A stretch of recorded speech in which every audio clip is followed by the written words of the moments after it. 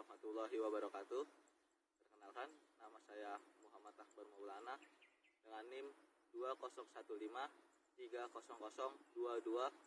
dari kelas PMI 2A.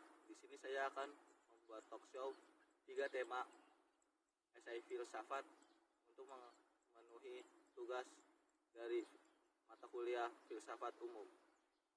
Yang pertama yaitu adalah filsafat tentang kejiwaan. Selama sejarah peradaban manusia, kita telah melihat banyak sekali konflik yang terlibat dari perbedaan latar belakang sosial, keanekaragaman, dan seharusnya bisa menjadi daya dorong kemajuan peradaban. Tapi justru malah berbelok menjadi saling bercerai-berai dan memecah belah sehingga terciptalah konflik yang abadi.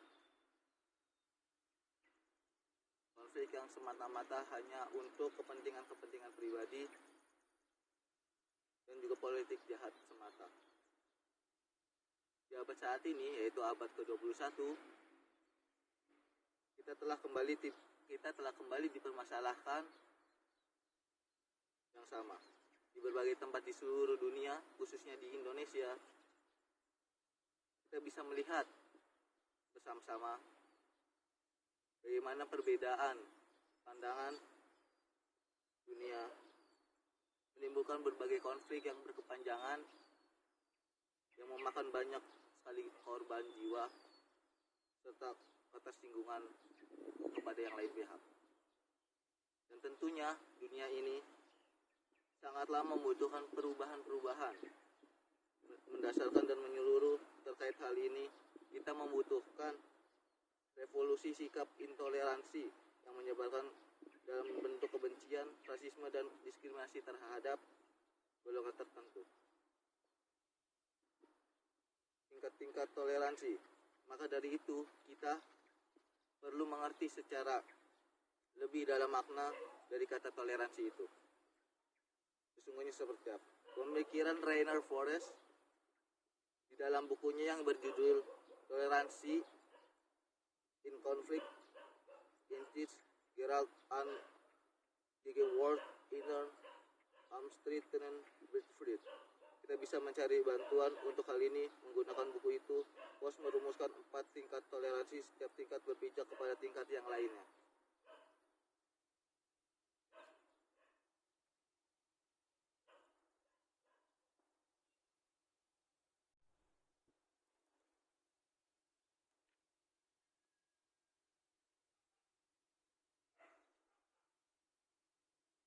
Dan tema yang kedua adalah tentang filsafat kejiwaan.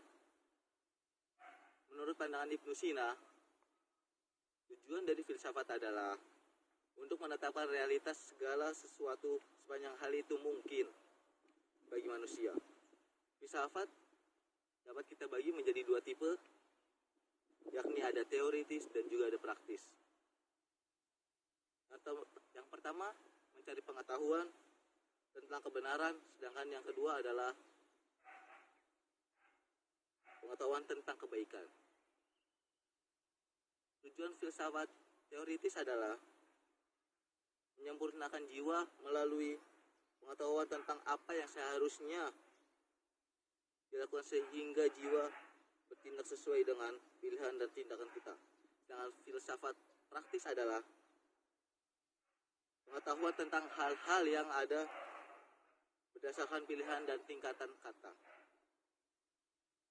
Dan menurut Ibnu Sina, munculnya jiwa atau vital principle menjadi daya haji jasmani yang diawali sebab persenyawaan elemen-elemen primer kehidupan di bawah pengaruh benda-benda langit. Yang pertama kali muncul adalah jiwa nabati, kemudian dilanjutkan dengan jiwa hewani, dan diakhiri dengan jiwa kemanusiawi. Jiwa nabati dapat dideskripsikan sebagai dasar pertumbuhan dan reproduksi, sedangkan jiwa hewani sebagai gerak atau kehendak kita dan penangkapan terhadap rangsangan-rangsangan partikuler, dan jiwa manusiawi sebagai dasar untuk mempertimbangkan dan memahami kepada hal-hal yang universal. Ibnu Sina mendefinisikan umum tentang jiwa dengan kata-kata dari Aristoteles sebagai kesempurnaan pertama dari benda organik yang alami, sebagai daya serap untuk hal-hal yang partikuler dan bergerak sesuai dengan kehendak, disebutkan jiwa hewani sebagai daya besar untuk menyerap hal-hal universal, bertindak atas dasar pertimbangan dan pilihan, disebut dengan jiwa manusiawi sebagai daya dan tumbuh, berkembang dan mereproduksi sejenisnya, disebut dengan jiwa hewani. Pemikiran paling penting yang dihasilkan dari Ibnu Sina ialah filsafat tentang jiwa. Di dalam masalah kejiwaan, ia termasuk penganut paham dualisme atau sanawiyah. Untuk substansi jiwa itu berlainan sama sekali dari materi tubuh, meskipun ia asalnya dari pokok yang sama, yakni akal aktif, tetapi ia mempunyai dua perbedaan yang prinsipil. Terdapat 3 dalil untuk membuktikan yang dikemukakan oleh Ibnu Sina tentang substansi kejiwaan tersebut. Pertama, yaitu saat manusia merenungkan dirinya. Pada waktu itu secara sadar ia mengenal bahwa dirinya itu ada dan selamanya hidup. Kedua, bila seseorang menghadapi sesuatu persoalan serius, ia akan menumpahkan segenap perhatiannya kepada permasalahan tersebut.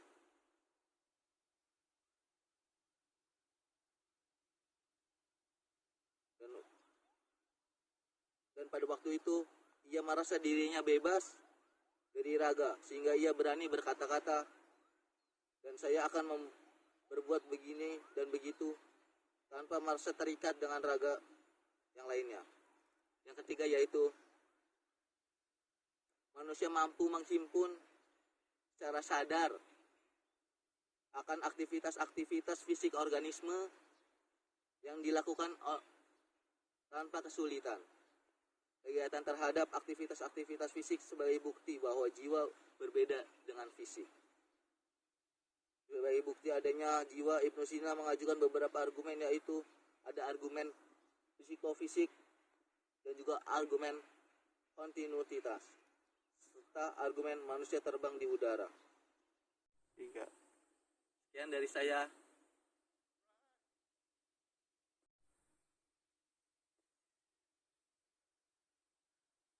Dan tema ketiga dari essay filsafat adalah filsafat tentang kesehatan dan menjaga lingkungan.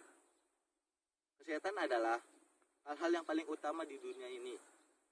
Apa gunanya jika kita mempunyai banyak harta, namun kita penyakitan?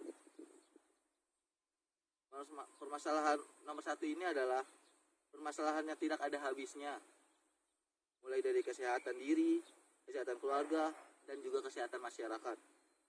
Pada awalnya kesehatan adalah masalah pribadi, namun sekarang telah menjadi masalah umum untuk masyarakat lainnya.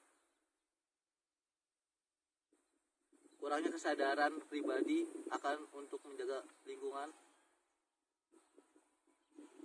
membuat banyak dari kita mencemari lingkungan. Seperti contoh di negara kita, negara Indonesia, banyak sekali orang-orang yang membuang sampah tidak pada tempatnya.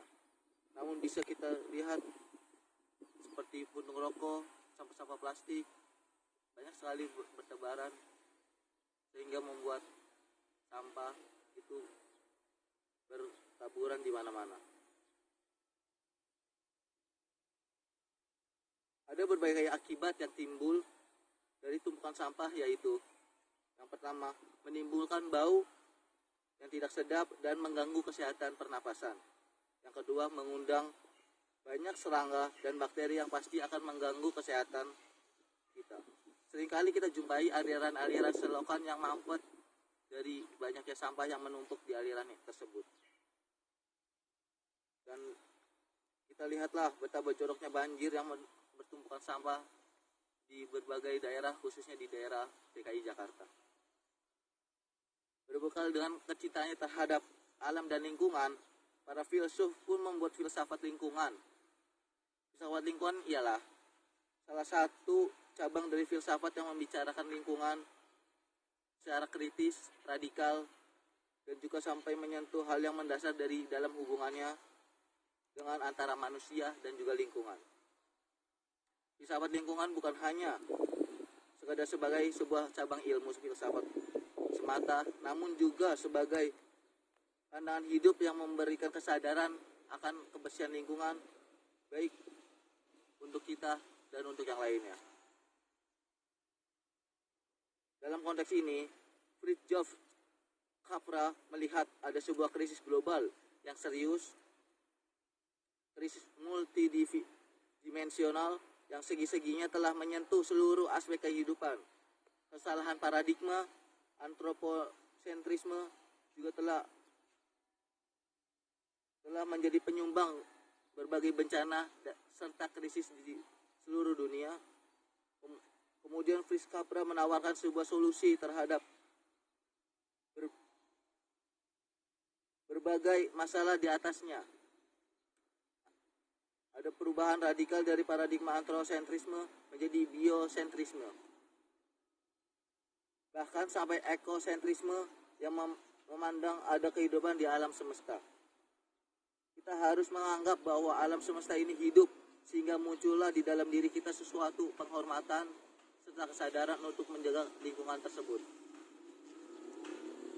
Dalam mencari sumber-sumber serta mengumpulkan dan mencatat karya-karyanya yang berkaitan dengan filsafat lingkungan, terdapat analisis dari Fritjof Capra. Seri itu digunakan metode teknis analisis data yang terbagi dalam 3 kategori. Yang pertama adalah metode sosiohistoris untuk mengetahui latar belakang internal maupun eksternal dari subjek. Yang kedua ada analisis taksonomi, yaitu pemusatan pada tema tertentu dan mengkajinya secara mendalam. Yang ketiga adalah intersepsi, yaitu untuk menangkap maksud tokoh secara paradigmatis, yang pada intinya kita harus bisa menjaga lingkungan. Sekian dari saya, kurang lebihnya mohon maaf. Assalamualaikum warahmatullahi wabarakatuh. But I already